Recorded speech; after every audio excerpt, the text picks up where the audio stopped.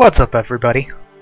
Punkin Drublick from Punkin Drublick Gaming here, and I have been away for quite some time and haven't made a video in a while.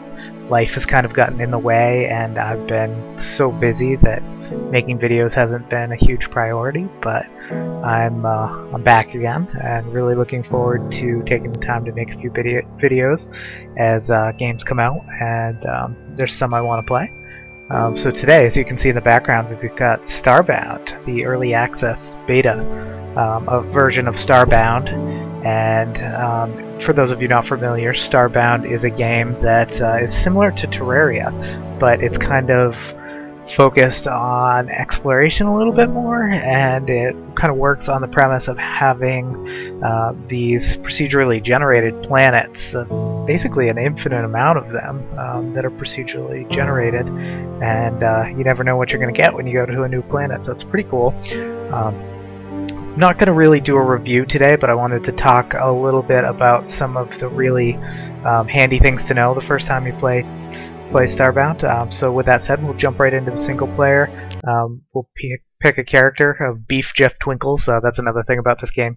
The randomly generated names are pretty ridiculous. So when I jump right in, we're going to come to my ship. But let's go back down onto the planet's surface so you can see a few of the things that I wanted to talk about. So the first thing I really wanted to talk about to kind of give you guys a little bit of information is something that people aren't aware of necessarily, and that's that there are two layers here. You'll kind of figure this out as you play, but there's a background and there's a foreground. What I'm standing on is the foreground, and what I'm looking at up here is the background. So you can actually place blocks on the background and remove blocks from the background by right-clicking. So if I have a block I want to place, like this dirt here, this green dirt, and I right-click, it's going to show up in the background. If I left-click, it's going to show up in the foreground. So I put something down on the foreground, I can't walk through it because it's in the foreground. So let's get rid of that, actually, and get rid of that. And you can see I can also get rid of things on the background by right-clicking. Where that's handy, actually, whoops, let me get rid of these guys here. So, got rid of those guys. I'm going to try and get down into this hole a little bit, but we got so many enemies down here that hopefully I can clear it out. Alright, so when clearing things out of the background can be helpful is when you're underground and it's tough to see. I've got a lantern on my back right now, but it's pretty dark. Anyway, so if I actually right-click, I can kind of tear away some of the background, and you can see what's out there, the hills behind, and it lets some light in. So that's kind of a handy little trick if you're caving and you don't have enough light. You can kind of open up the walls so you can see back there using the right-click. Whereas if I left-click, it's going to take pixels from the ground, or not pixels, but blocks. So that's the first tip. The second tip I kind of wanted to show people is related to healing. So there's a couple of ways you can heal in the game. The first is to sleep in a bed. This is the absolute most boring way. It takes a while to heal. As you see, my health bar is really not moving. Takes you out of the action, so that's not the best way to heal. Instead of that, there's a couple other ways that are preferable. One is to craft bandages, and you can do that via hitting C, which is the crafting menu. And when you hit C, it brings up things that you can craft by hand. You'll see bandages as an option down here. To do that, you just need plant fibers. So you can get plant fibers a couple of different ways. You can get them from harvesting crops that you've planted. You see I got some egg shoot seeds there, and egg shoots and plant fibers. So now I would have some plant fibers for crafting. The other way you can get, sorry, I'm just trying to get rid of these blocks, they shouldn't be here. The other way that you can get plant fibers is by destroying vines with an axe or with a pickaxe. The axe is the best way. But you can get those fibers by destroying those vines, and that will give you the fibers as well. And the third way is on some planets there'll be plants. Usually this is on jungle planets. There'll be plants down here on the grass level. You can destroy them with your weapon, and that will drop plant fiber. So actually, while we're here, you can see there's some vines here. Sometimes they're green, sometimes they're red. I'll just destroy those that way, and we get plant fibers. So you see, this is a lot faster way to get plant fibers than through farming, but you can do it through farming. Moving on, a couple other good tips and tricks to be aware of would be how to actually open the crafting menus. A lot of people have issues with this, and it's not really evident anywhere in the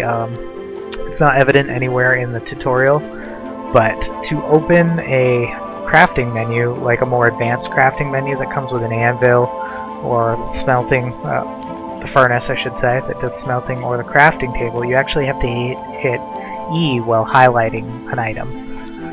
So you see here I get a more advanced crafting menu that has more options. And as you get more recipes, or schematics they're called, you'll get more options here. So that's kind of handy to know. Whereas if you hit C, you just get a few tiny options, and those are just the things that you can make with your hand. Alright, so those are the two major things I wanted to show you here with relation. Oh, one of the other things that you can do, actually, while I'm in-game here, is you can place blocks one at a time rather than the default. So let me just get rid of these enemies here. Alright, so by default, if you place a block, you place 4 blocks at a time. But if you hold shift, you can place 1 block at a time, which is kind of nice. It allows you to kind of be cleaner with the things you're trying to do. You don't have to do 4 at once, and sometimes you need the precision of placing 1 block at a time. Most of the time when crafting you need that precision, so it's good to know. So that's just shift, and when you let go of shift, it is 4 blocks again. Another useful thing to be aware of is how to repair your tools. So, and when I say tools, I primarily mean pickaxes. So as you can see, pickaxes have health. Let me move it over here. This one's full right now, actually, so let's use it a little bit. Just get down the durability. Actually, well, I guess it's down 1 notch, so you can see. So you can repair your pickaxe by left-clicking on ore. In this case, I'm going to use silver, and then right-clicking on the pickaxe. So I lost 1 ore, and the pickaxe is now at 100% durability. It's not damaged anymore. Now, one thing to be aware of is you can repair with lower quality ore than what your axe is made out of. So I would always recommend doing that.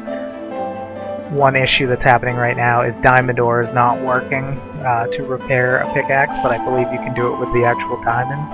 Don't ever do this.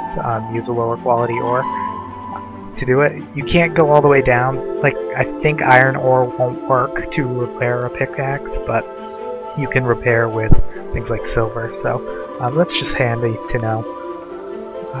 But that's it for most of the major things. I guess for quick tips, I would say when you start Starbound, the first things I would do is rush a bow and arrow for meat, and also rush pickaxe. And those are the 2 most important things to have, so you don't starve to death, and you don't have to worry about using the matter manipulator to get goods, because it takes forever to get goods. So rush the highest quality pickaxe you can. You got to go up through the ranks, so you got to do a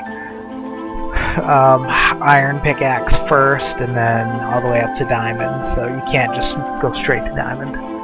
You got to go through each progression to unlock the next one. So hopefully that's helpful. But let me know if you have any questions in the comments, and we'll definitely be doing some more videos here shortly.